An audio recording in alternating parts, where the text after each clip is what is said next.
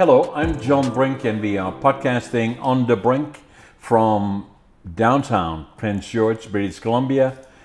For our guests, international guests watching from around the world, Prince George is the absolute center, approximately, of British Columbia. Big province, about 150 kilometers, 1.5 thousand kilometers long, 750 kilometers north of Vancouver, and then east to west, Prince Rupert to the Alberta border. A huge province. Beautiful summer day. Few smoky things out in and around us, but otherwise a beautiful sunny day. Today we have a very interesting guest. His name is Marty Anderson. Yes. Welcome to the show, Marty. Thank you. Good to be here.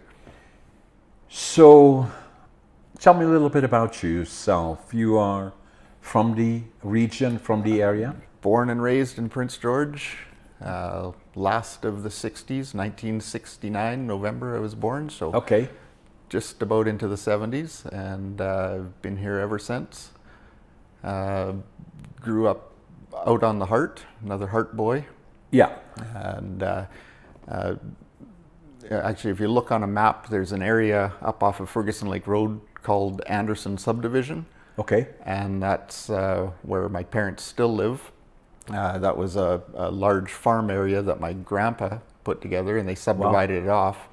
And several of the family members, aunts and uncles, all built houses along in the area.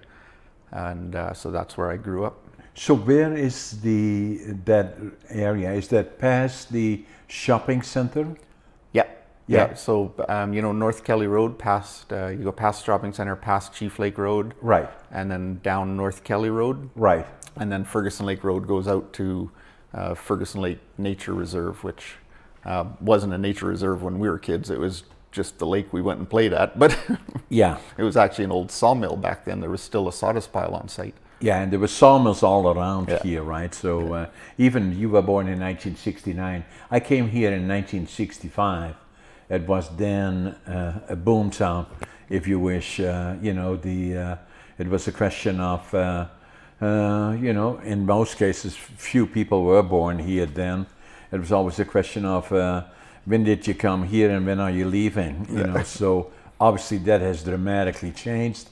It has now become an amazing community, especially to raise a family, and then even more so if you consider past COVID, who wants to live in the concrete, right, down south, you know, so Prince George, the region all around us, there are hundreds of lakes, animals, and all the nature all around us is just unbelievable and, you know, very, very beautiful. Yeah, yeah, 20 minutes any direction and you're at a lake or forest or mountain or whatever you like. In nature, right? So like this morning, we have an operation on River Road, which is about less than a kilometer away from here. We can virtually see it from here. I passed a deer and a couple of foxes, which is very normal, but that's in a semi-industrial area. But that happens frequently. We still have bears, we have moose. All of that nature is still here. Yeah, I hike 6 days a week, which we can get into that story after, but with dogs. And between driving back and forth to our hiking areas and hiking, I normally see 60 to 70 bears a summer. Wow. And I just saw number 34 this morning. So unbelievable, for huh?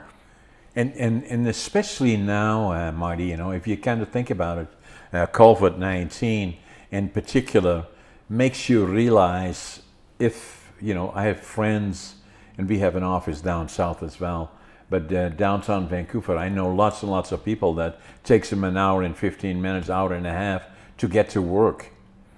And then the same thing on the way back, and becoming more and more difficult, and traffic there is huge, and you know, and then you compare that to here.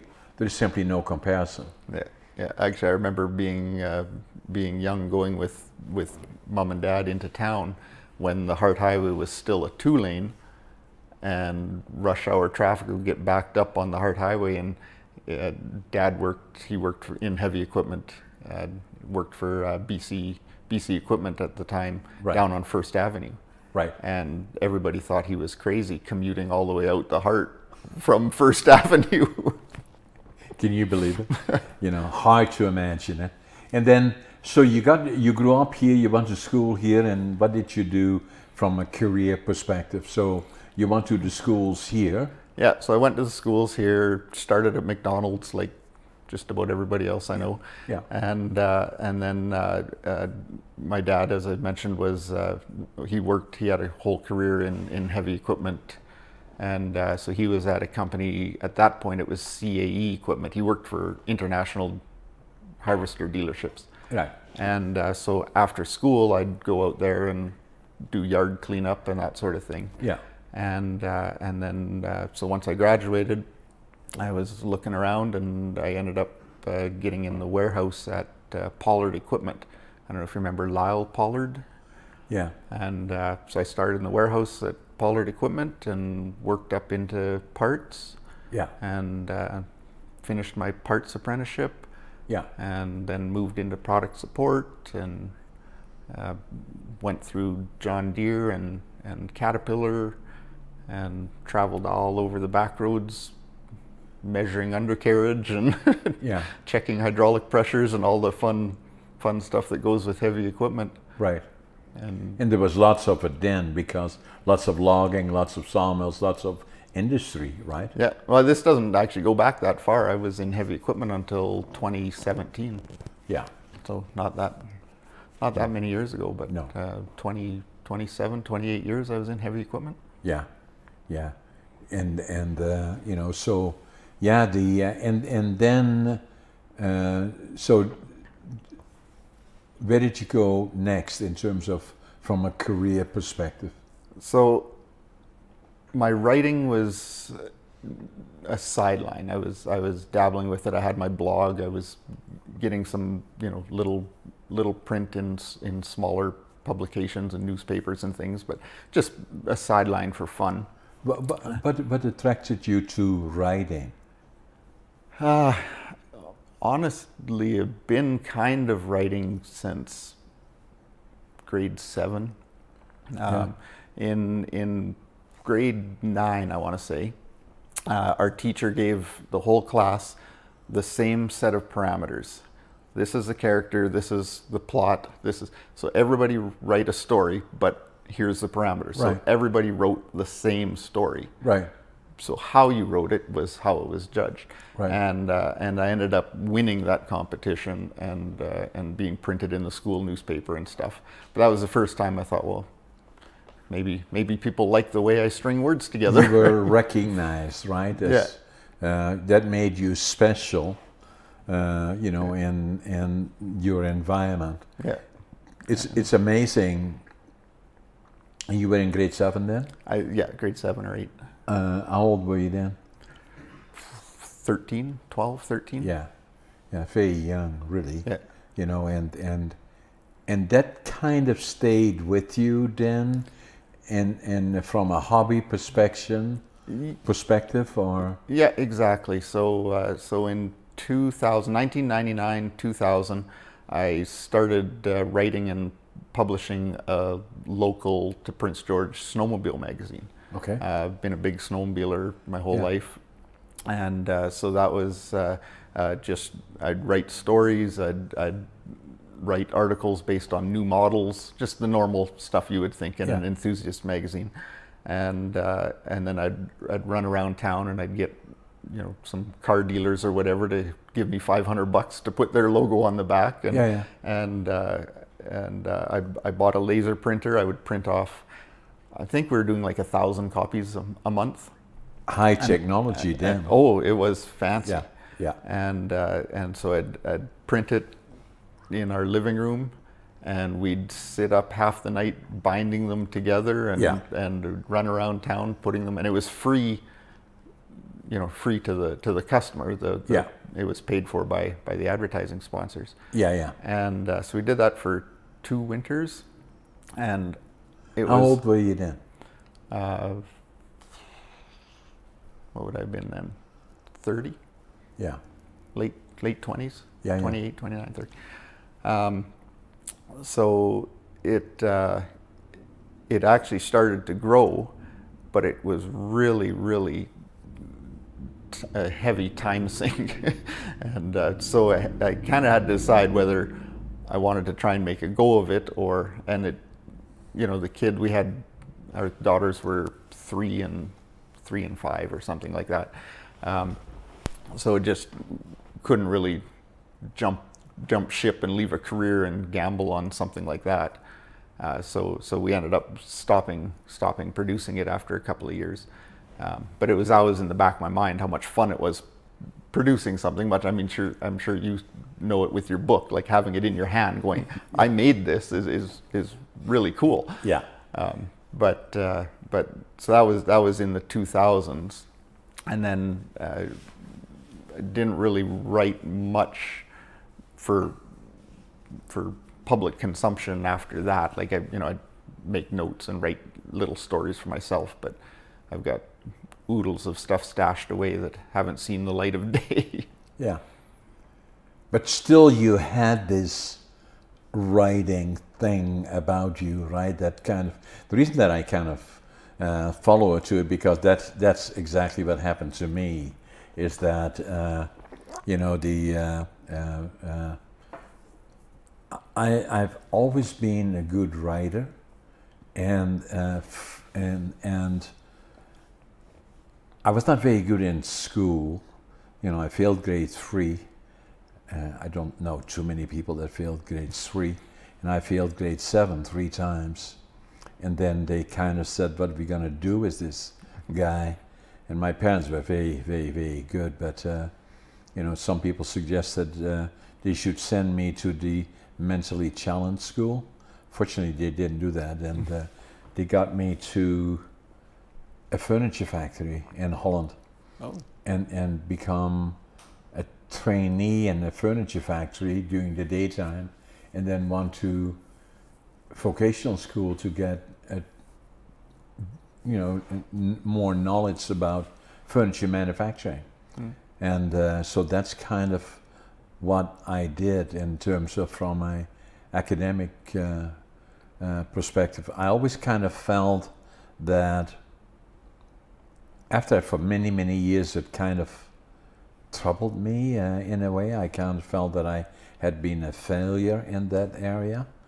But I lived in a life of my own, and I always was very interested in certain books, although I was not a big-time reader, but I always wrote things more from my own perspective.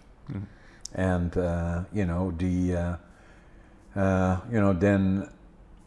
I was born in 1940, and and then obviously the war started, and we were liberated by the Canadian Army April the 12th, 1945. Still remember it just like virtually just today. Sure. And things were pretty tough, for my family, and my mother had 3 young kids. I was born in November 1940. My dad had been drafted into the Dutch Army, and they didn't know for 5 years if he was dead or alive. And the last time they heard from him, he was during the bombing of Rotterdam, and then for 5 years never heard back from him. And so it was very tough for the parent. And then, especially the winter of 1944-45, they called it the hunger winter. A lot of kids died because of starving of hunger, and all the other things, and so did a lot of old people died, So, but it always stayed with me in terms of I always wanted to go to Canada, the land of my heroes, and right from the time I was 5 years old. And then I was trying to go when I was 17, and my parents wouldn't let me.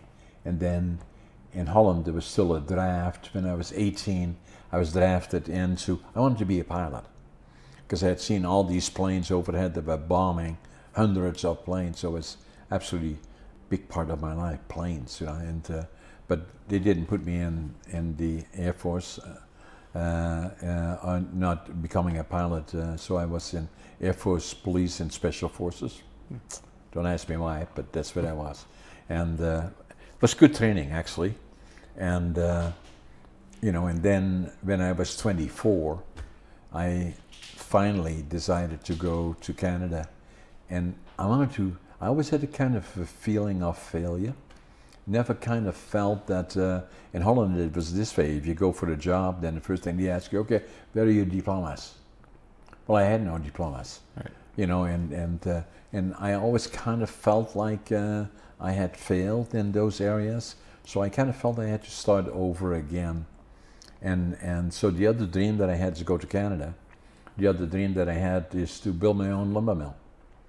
My dad managed a small lumber mill, not his own, and then obviously my grandfather was a furniture maker and had this amazing furniture that he built. He died very young, I never knew him, but I knew him by the work that he did, and it was just amazing. And so I knew I had to go to British Columbia, and when I came to Vancouver, July of 1965, off the train, went to the immigration department, and couldn't speak English, you know, and you know, fortunately there was a German fellow, and I explained to him, could speak some German, and told him what I wanted to do. I wanted to build my own lumber mill. He said, Prince George, 1965.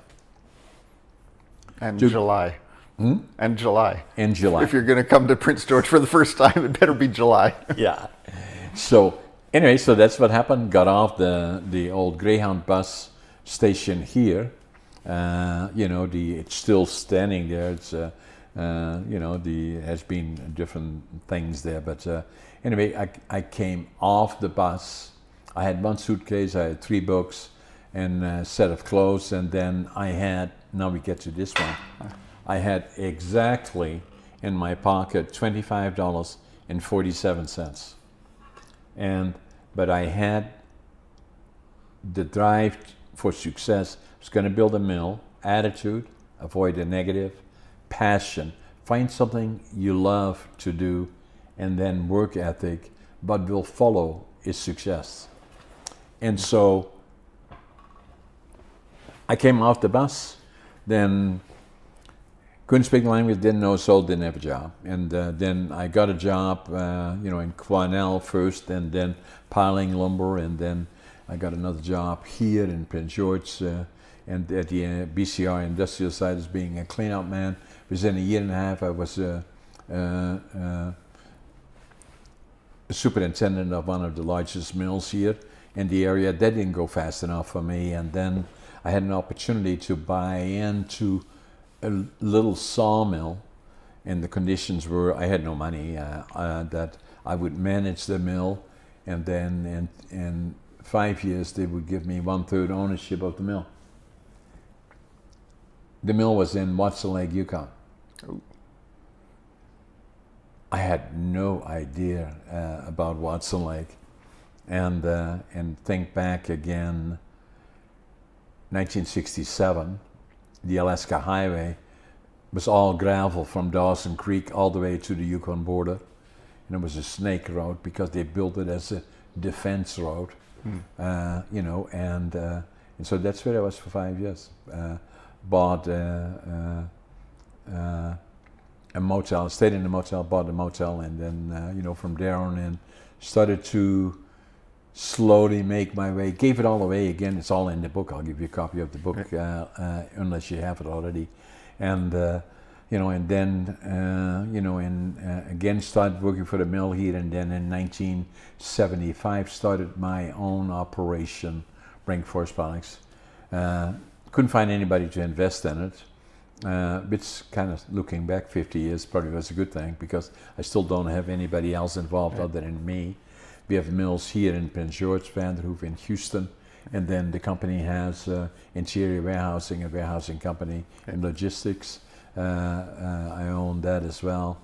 and then doing real estate and all kinds of other, about 10 different companies. And normal thing, we employ about 400 people. You know, all things being normal. Right now, curtailed somewhat because of circumstances. So, the long story is that this is the land of opportunity in my mind. No question about it. I always kind of felt, you know, that the other part that I should tell you as well is that I even felt when I was already had the company and already to a lot of people I was successful in what I was doing, but I never felt that way. I still felt I had failed.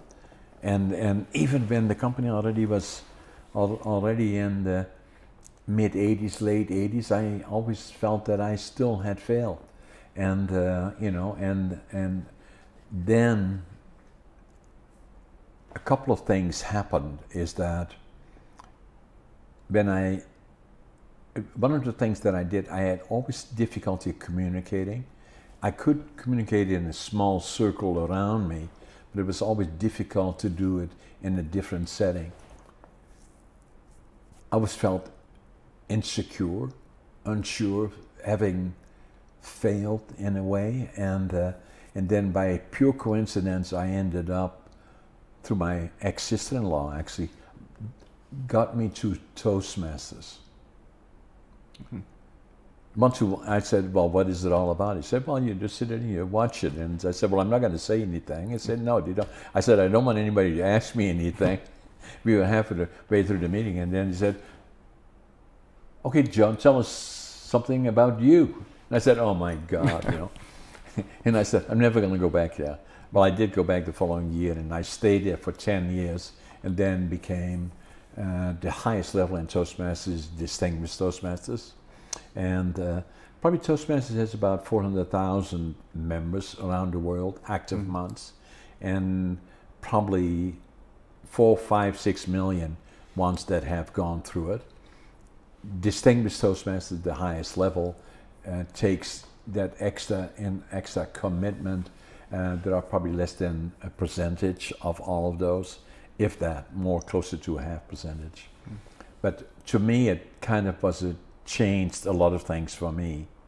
And then the other thing that happened to me is that at one point I walked into one of the bookstores here and I picked up a book, and I looked at the book,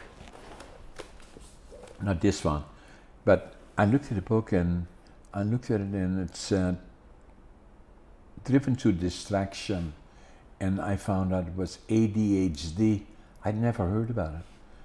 And then all of a sudden it became clear to me, you know, that I'm likely ADHD. And I wrote in the book in Dutch, actually, now I finally know who I am. And, you know, and then for the next 5 years, I didn't even talk to, other than my wife, but I never talked to anybody about it until 5 years later. I was 57 then. When I was 62, I talked to my doc about it. And one day I came into his office, and he said, "Hey, John, you know, why are you here?"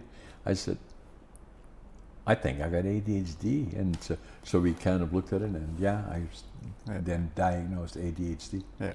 I've got a friend that got an adult diagnosis, and she feels much different. Not because it changes anything, but she knows now.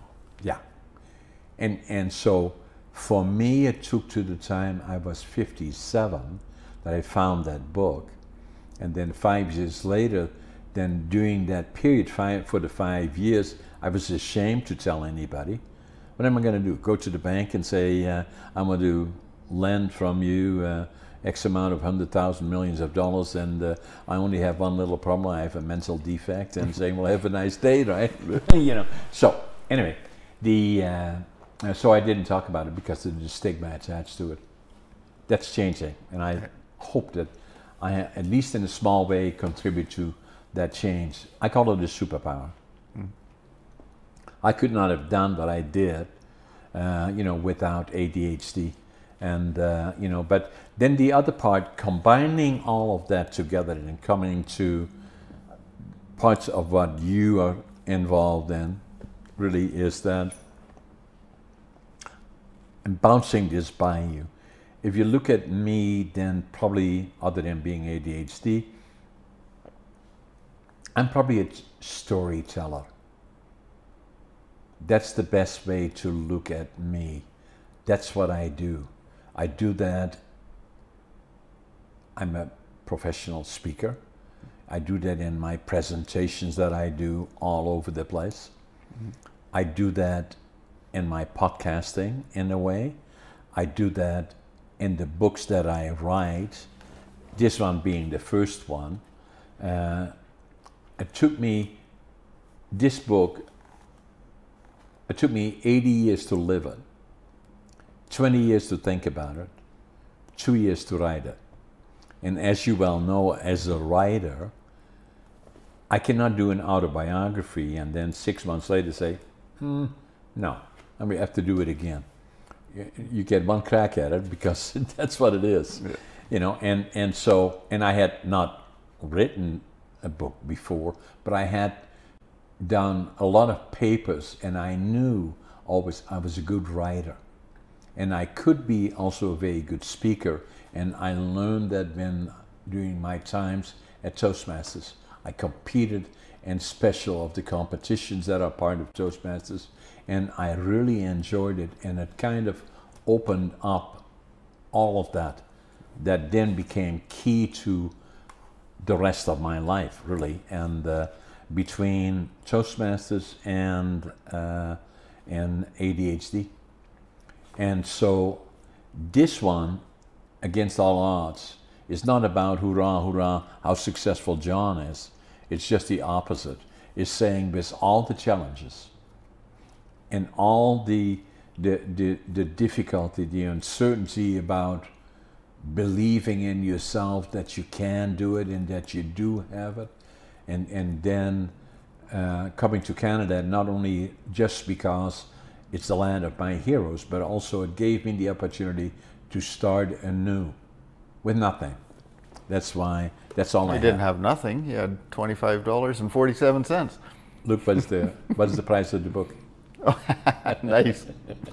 That's perfect. Yeah. So so in any event, this book is about all the challenges, and saying, you know, the effect of the warriors seeing far too much that we should not have seen, PTSD as a result, the inner child of the fear of losing the only parent that we had around us during those years, and you know, and then. You know, and then obviously ADHD, and then you know. But so this book, I started writing this book probably now about 5-6 years ago, and I'm going to be 83 in about 3 months from now, and so it was about 77, 78, and so that's when I started working on this book, and then from there on in. So I still have time. That's what you're saying. That's right, and that's another good point, Marty. I'm going to sign that for you. And then the other one that I felt I have an obligation. I started talking more and more about ADHD, and as a superpower. And it is amazing that it virtually is not a day that goes by that I encounter, including you, encounter somebody that either directly or indirectly is touched by ADHD.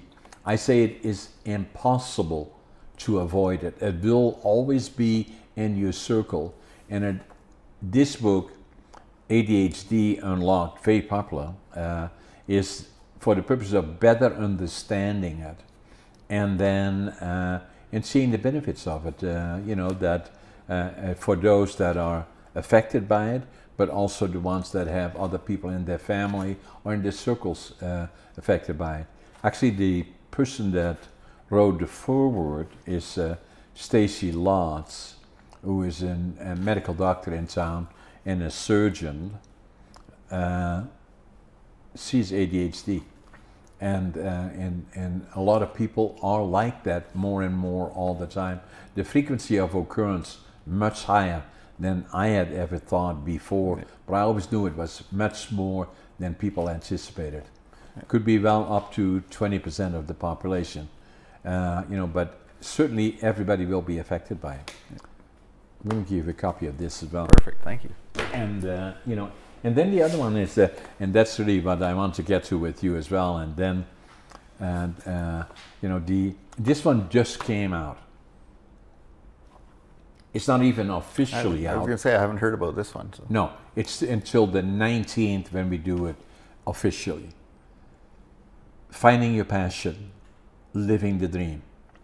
So what I am saying is that, and hence our discussion, obviously something about that in your life, you tell me if I'm wrong, that you love to write, that you are a communicator. I know that you've been quite involved in the radio business, but in other areas related to being a very proactive communicator. And so this book is basically suggesting that for a lot of people that I've known over the years and that are not happy with what they do, and say, if that is the case, change. You say, well, I'm too old or too this or the, I said, you're never too old.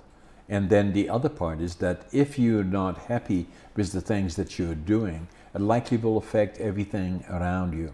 Yeah. And, you know, and so that's why it is critical. And so in this book, I'm, you know, dealing with those particular issues. And you know. It's funny that, like you talk about, never too old. So I made a wholesale career change at 50. Yeah. I mean, a lifetime of heavy equipment to radio. Yeah. And it was neat. Every person I told, I could tell what generation they were from by their response. Yeah. Like, you know, my parents' generation, they were, you know, 50. You're kind of, retirement age is kind of on the home stretch there. You can kind of see it coming. You know, are you sure? You know, maybe just, have you really thought this out? Should you be doing this? And then my friends and people my age, they were all like, you know, kind of hesitant. And, okay, well, good for you if you think that's the right thing. Yeah. And my kids and anybody that age, 20s, 30, they were all like, good for you. Follow your dream. You know, do, if you don't like something, change it. Do what you want to do. Yeah. And didn't matter who it was, they fit in one of those three, and the age was bang on every time. Yeah. So you have 4 daughters. How many children do you have? I have 4 daughters. Yeah. So what are the names? Kirsten and Courtney and Alyssa and Amanda. And how old are they? The oldest 2 are 28. Yeah. And 26. I think just turned 27, and 25 is our youngest. And they're all around the area? Yeah. 2 are in town. One's down on Vancouver Island, and one's in the Okanagan. Yeah, yeah. Yeah. But we're a blended family, so we've got Carla, my wife, has 2 daughters, and I have 2 daughters. Yeah, perfect. So we've got 4 together, and our oldest 2 are 9 days apart. Amazing. So when we tell people, you know, they go, "Oh, how old are your oldest?" "Oh, they're 28," and they go, "Oh, twins." No, they're 9 days apart. Okay, let me figure this out. They're trying to figure out. Yeah, exactly. I need an explanation. So the we have 2 daughters as well, you know, and you know, so that's amazing. And so you made that big decision. Why? A bunch of reasons, but probably the main reason at the time was I had started writing for Mountain SLEDDER Magazine. Okay. It's the largest Western mountain riding snowmobile publication, both online and in print. And I started writing for them. I'm up to 60 some articles now, monthly, bi-monthly, weekly, just articles all the time with them. So I was working on my stories. I've got a book idea, anthology, so I'm working on those stories. I was writing for the magazine and doing my blog. So I was doing all this writing, and then I'd go to work and I'd have to flip a switch, and I'd, you know, go to work and dealing with loggers and construction guys and, you know, people that are losing $3,000 an hour while their machines broke down, and totally the opposite from what you're doing. Complete opposite. Yeah.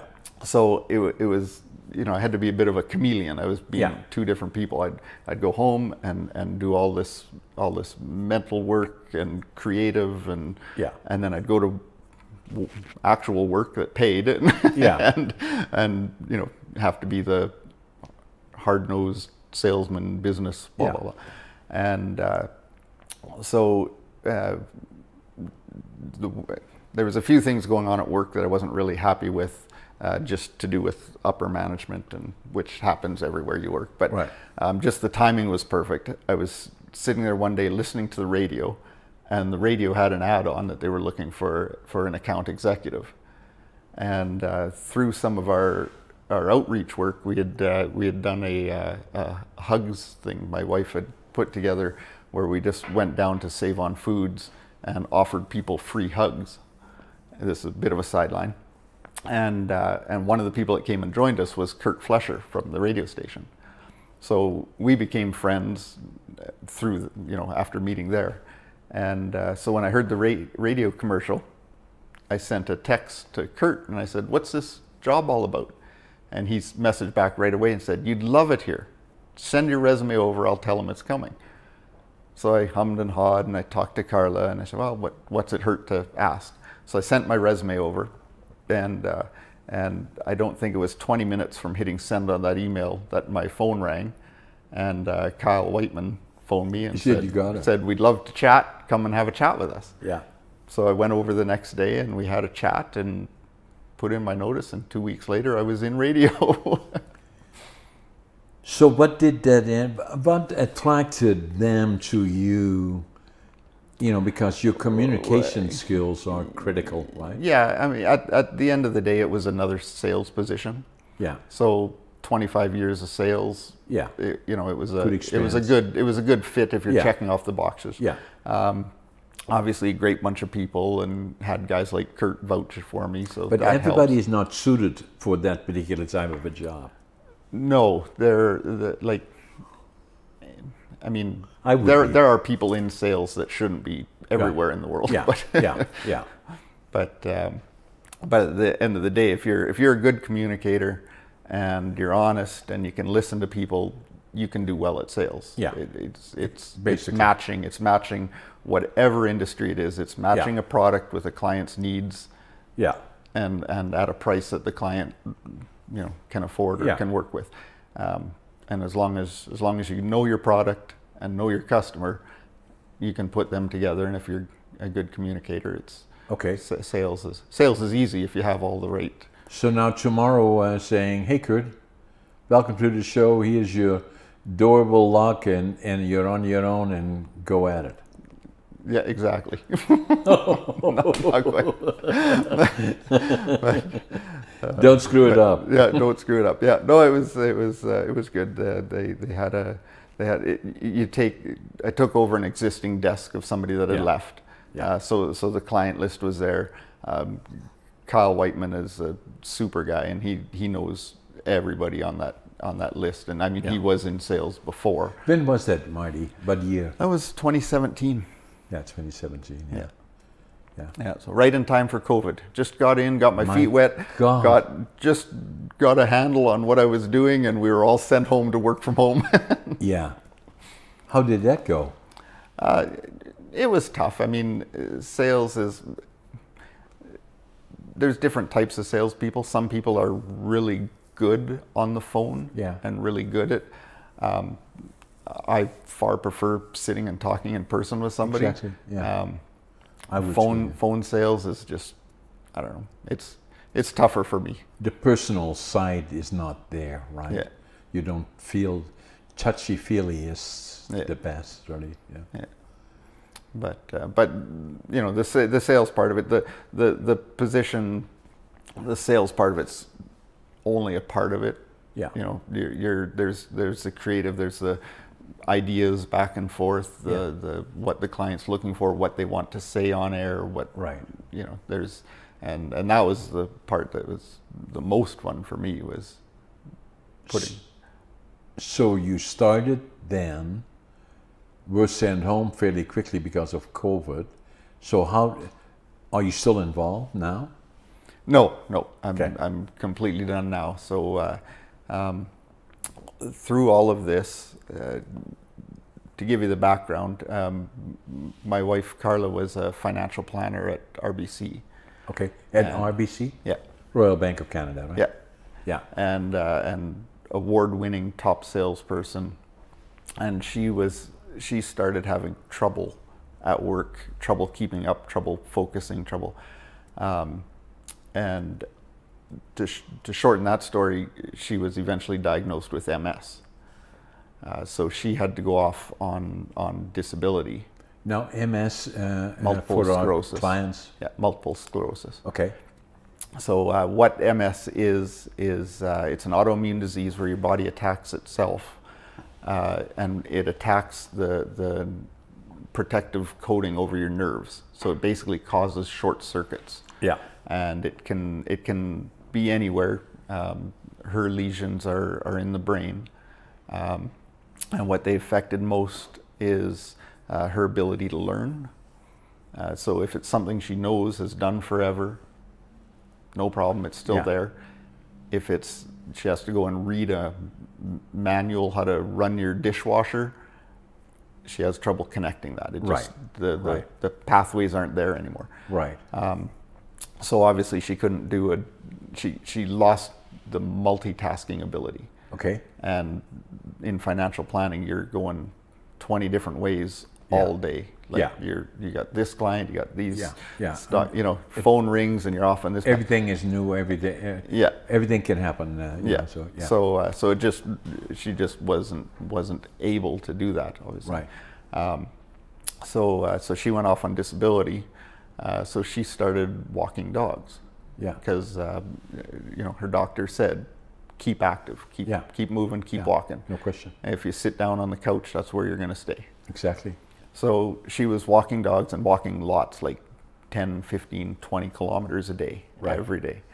And some of her coworkers said, why don't you take my dog with you? So she started taking other dogs with her. Yeah.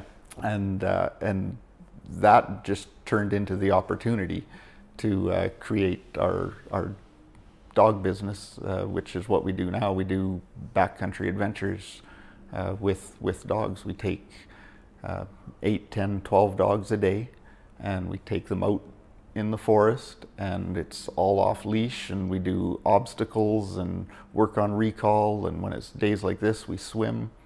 I was at the lake home. Yeah, that's what I do now. That's when I left the radio station. Together with your wife? Yeah. And so I find it interesting. So you take the dogs that people have, take them with you, and they spend the day with you or whatever. Yeah. And then you bring them back. Bring them back tired and wet or muddy, or they just love it. Oh, they've learned what day it is. Our regulars that come every, once a week, twice a week, they know what day it is. They wait by the door. Oh no! When the van pulls up, they just go bananas. Oh my God! And it's neat watching the evolution. Some of them, the first, we'll go and meet the dog. We do a meet and greet first, and get a feel for their personality and which group they'd fit in best, and how much distance they need, how much. And some of them are timid and they don't want to be away from mom or dad, and you're coaxing them out to the van. And 3-4 hikes in, you just open the van door and they're loading themselves, and we bring them home. They learn. It's so neat. They learn whose house and which one we're taking them back to. I just say the dog's name when I get to the house, and that one's waiting at the door. Like I go, oh, I need Cade, or I need Coda, or I need Stanley, and I go and I open the door, and Stanley's there ready to go. Unbelievable. Yeah, I can relate to that because we are really into dogs. You know, we have a place in North Saanich, so usually what I do, I'm here during the week, and Friday afternoons at 2 o'clock I fly to Victoria, and then I come back Monday mornings or Sundays here and spend the week here. But my wife is in North Saanich, and are you familiar with North Saanich? I'm not overly. I know where it is. Yeah, but you know, it's a beautiful area, and but we have 3 dogs, and always have had dogs. So you know, we just love them. You know, they're just so much part of, and they're so smart. Yeah. Oh, that's they. Some of them they get a special breakfast. One of them. One of our longtime clients, she gets scrambled eggs on her breakfast for extra protein on the days that she hikes. And the one day we had to cancel for weather, and she had already had her scrambled eggs, and her owner messaged us. She was just put right out. She had her eggs for breakfast and didn't get to go hiking. Like, what is wrong? What are you doing to me? Oh my God! And so there's a fee for it, depending on. Per outing, or is it? It's a daily rate per outing, and have you got a number for it, or $50. $50? Yeah, $50, and we pick up, we take them out for the whole day, and then we drop them off at the end of the day. And we like some of the clients, we never see them. We've got keys or door codes for lots of places. We just show up, take the dog out. Do you keep them also longer than, or is that not part of your business? We do keep some overnight. We do some boarding. We didn't really plan on boarding much, and we're certainly not a kennel like some of the places are set up. So we look after some of our client dogs. It's solely, they just stay in our house with us. Yeah. So we have to keep the numbers pretty small. Manageable. Manageable, but yeah, it was just some of our clients, we're hiking their dogs all the time, and they go, hey, we're going out of town this weekend, can you just keep them?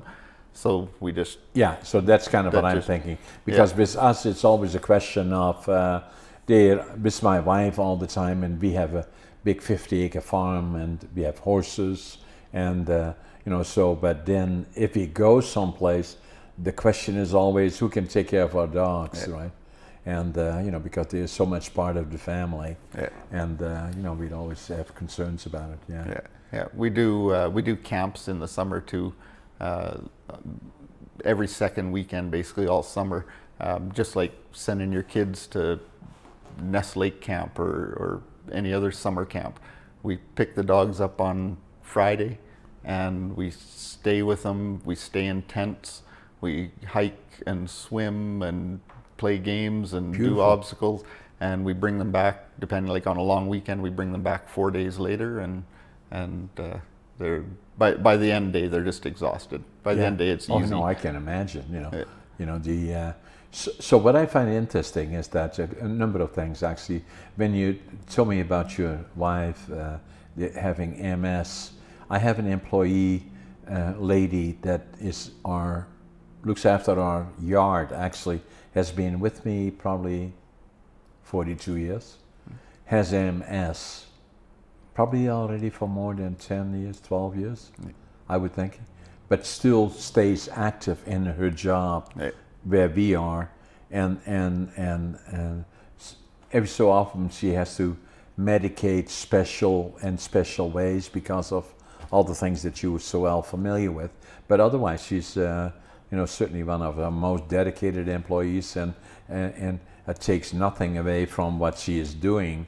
You know, and so the reason that I tell you that is that when you talked about your wife's MS, in some positions, for all the reasons that you gave, is that it's not suitable, but in terms of being active and being out there and doing something that fits, it's the right thing to do, because the opposite would be sit on the couch Yeah. And that certainly wouldn't be the right thing. And the lady that I have, she's probably 65 or so. Right. But you know, as far as I'm concerned, she can stay as long as she wants to. Is no automatic retirement, and Right.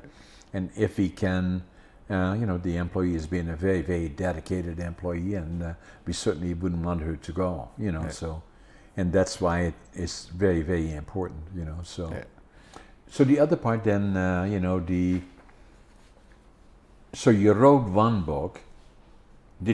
Are you working on a book now? I'm working on, basically it's a horror anthology. If anybody's familiar with some of the earlier Stephen King anthologies like Night Shift or, well, 4 Past Midnight was 4 stories. Skeleton Crew is another one that I was a big Stephen King fan back in the, and anyway, I'm working on a anthology of horror / science fiction horror stories, and so I want to do 13. The length of the story, 13 will make about the right size for the book. 13 chapters? 13, yeah, 13 individual stories. Okay. So I've got 4 done, the 5th one roughed out. Is it fiction? Oh yeah, they're all. Yeah, they're all just futuristic / Yeah. And you get the inspiration. You already know what the book will look like. 13 individual stories that gives you the book. You want it approximately. I'm kind of telling you now what goes through my mind, because I'm writing. Those are 3. The last one just came out. Finding Your Passion, Living the Dream. These are, what would you qualify these as? The one is a biography, and the other ones are. Well, the Finding Your Passion is motivational, right? For sure. Right. The ADHD one I haven't read, but it sounds more informative or educational. Yeah. And so, and then I'm working on another one right now. I want to write one a year. And so the one that I'm working on should come out next June or July. And that is Living Young, Dying Old. And the whole idea about it is that it's not age that is important. Like, I will be 83 in 3 months from now. I'm extremely active. I go to the gym, training. I'm going to compete, you know, bodybuilding and physique, hopefully in 24. I competed in 2017, 18. Then locally came in 2nd in bodybuilding, 3rd in physique, which qualified me for the nationals. For the provincials, came in 3rd in bodybuilding, 2nd in physique there, and then that qualified me for the nationals in the Arnolds. Nice. And it kind of makes me right now the oldest competitive bodybuilder in North America. Wow, awesome! Why not? Good for you. Yeah, and so what I'm simply saying is that age is just a number. It becomes living young, dying old is the quality of life. And then the whole thing is so connected in terms of mental health, physical health, diet, all the things that you do, mindset, positive thinking, attitude, passion, work ethic, all those things in combination. And then there is so much information out there that it becomes extremely confusing. And I'm trying to, through that concept of writing as I do, make that process simpler. And then using myself as an example at 84, when that book will come out, that you know, I'm still very, very active in my businesses. We are still planning to double in size, really, with all our different you know, the silos that we have, the one being lumber, the other one warehousing and logistics, the other one real estate. And then I want to keep writing a book. I want to write 2 in next year. The one is the one that I'm working on right now, coming out next July, and the other one is BC forest industry, history. You know, it's talking about the past, the present, and the future of the forest industry, which will become very, very interesting as well. It will, yeah.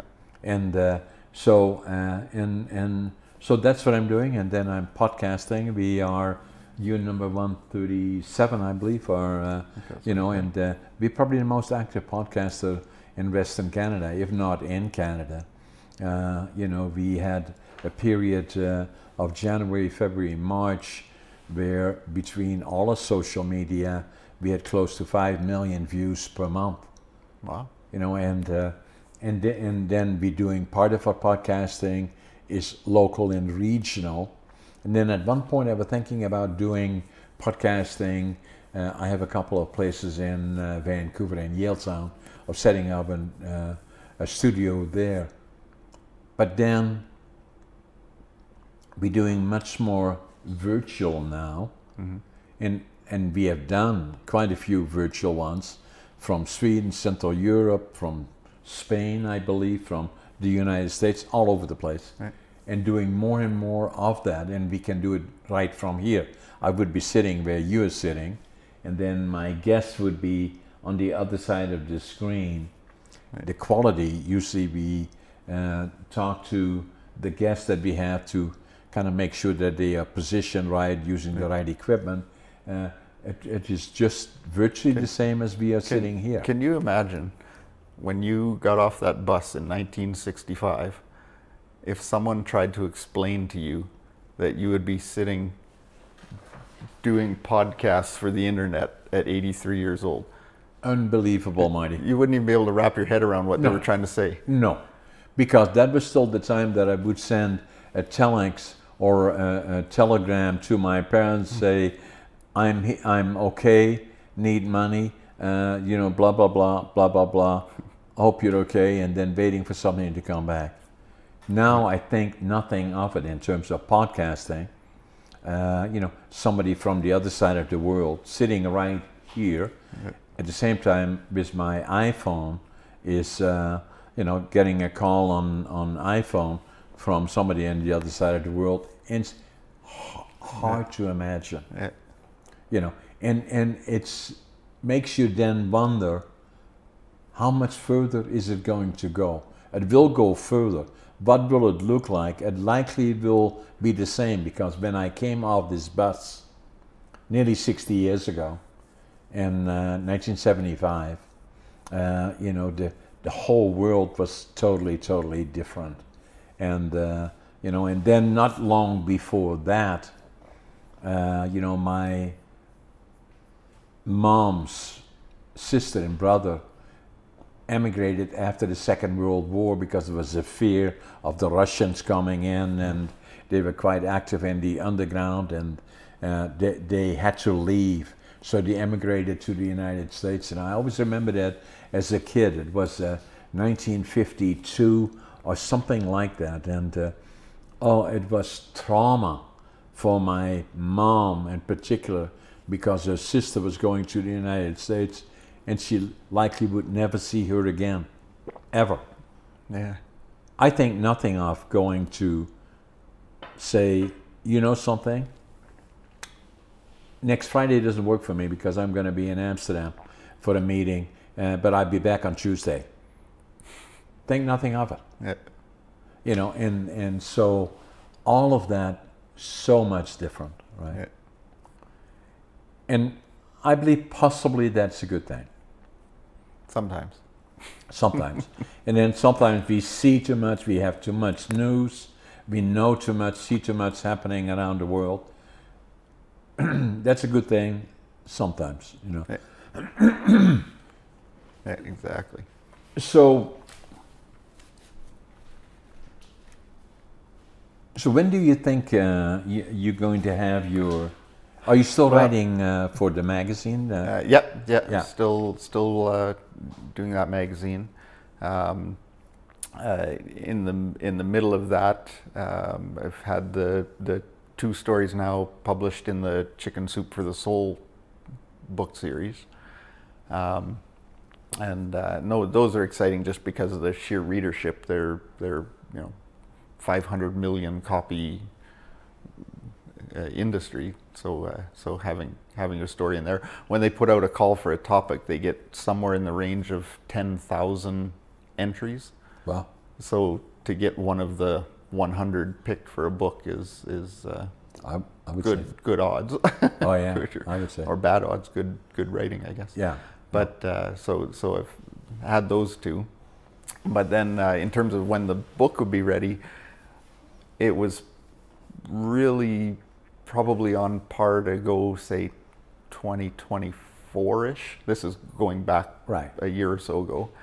And then I sort of had a bit of a left turn again because our good friend Scott McWalter put out a little, one of those Facebook posts, one of those that he loves to do. It was what's something you've never tried that you'd like to try. Paraphrasing a little bit, but that's what the point of it was. And so usually you don't answer them, but no. Sorry, Scott.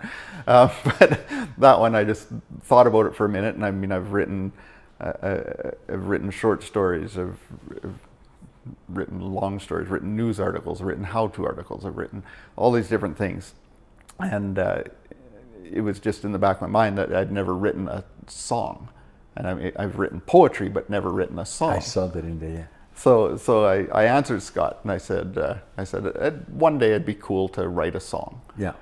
And he comes back with the challenge/dare and says, "Okay, you have until January, write one."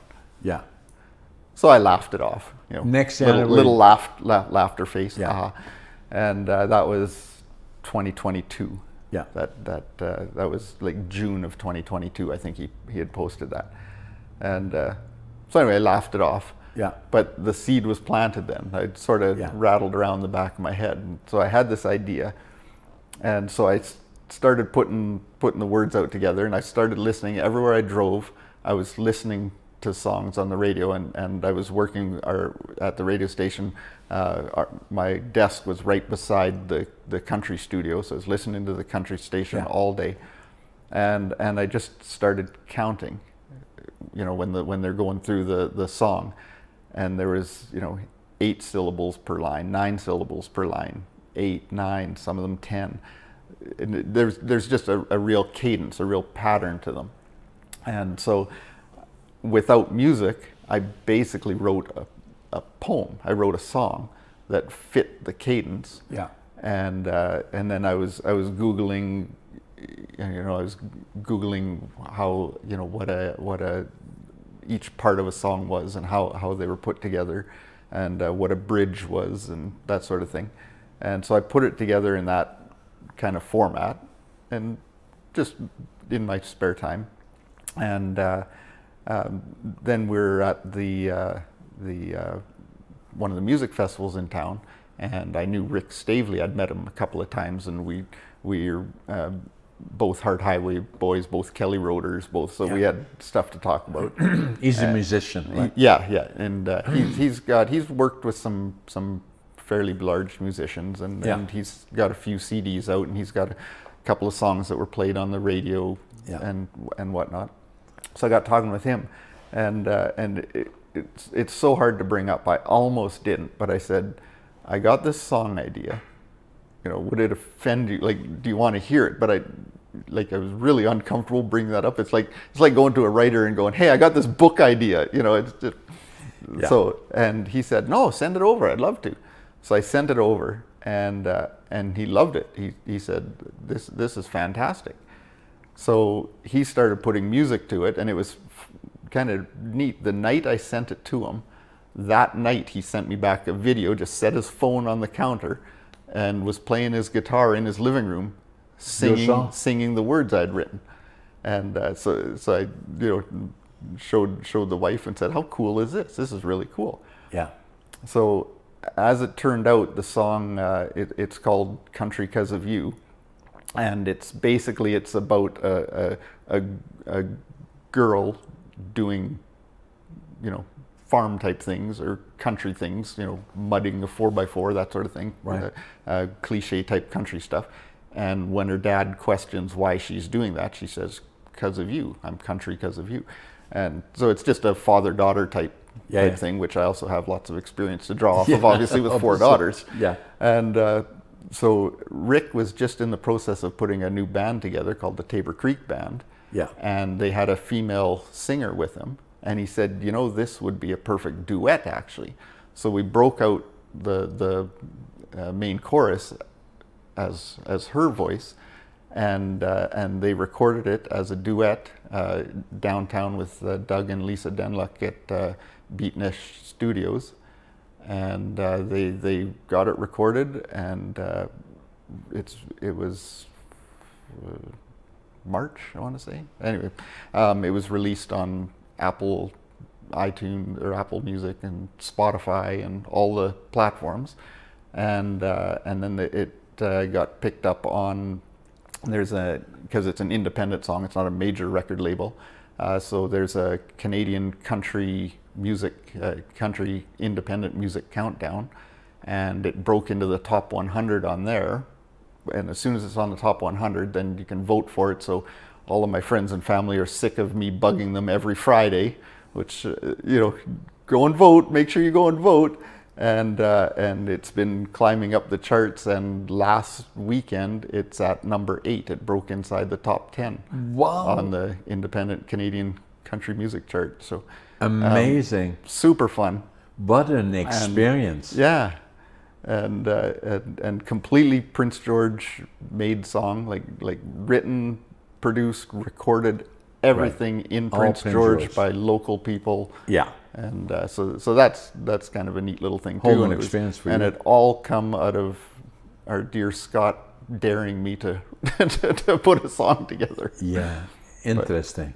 So since then, that slowed down my book idea, because I've put together about 6 more songs. 2 of them they just finished the masters of August 4th. So next month, or a month exactly from now, they'll be released on iTunes and Spotify. And one of them I'm really excited about, just because I think it's the better song. It's super catchy. So. It's all country. It's all country, yeah. Yeah. So with all of these are with Rick Stavely. And I'd like to Tabor listen Creek to it if you get them. Yeah. I can send it to you, or I can play it on my phone whenever. I like that. So Marty, if Marty Anderson now looks back through his interesting life, started on the hard highway way back then, in you know, the 1969, and then made a major change to his career, and you know, and when he was 50-ish, and went into a totally new direction. So my question to you is that, and I'm going to give you a copy of my new book, Finding Your Passion, Living the Dream. Is Andy Anderson or Marty Anderson living the dream? Absolutely. I mean, I write and I walk around in the forest with dogs for a living. Unbelievable. What more?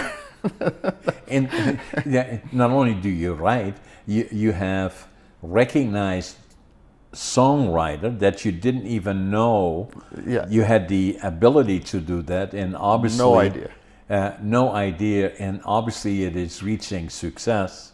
And then you know, with in adversity with your wife's MS, but it was your wife's name again? Carla.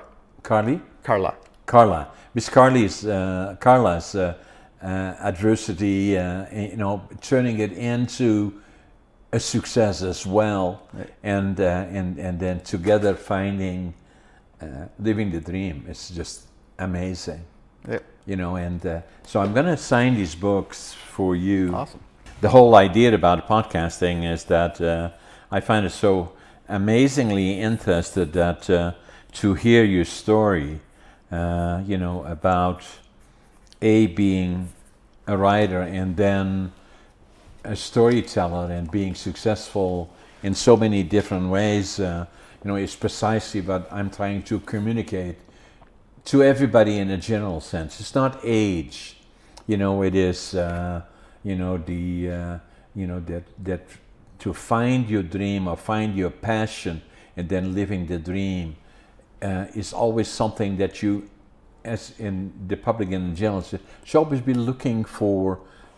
What do I really like to do or enjoy to do? Try some new things, you know, that, and maybe you find a talent like I did, as you did, that you didn't even know you had. Right. I could not think of myself like being a professional speaker, you know, before I joined Toastmasters, really, and even then not after, or being one of the best, most successful podcasters probably in Western Canada, if not Canada.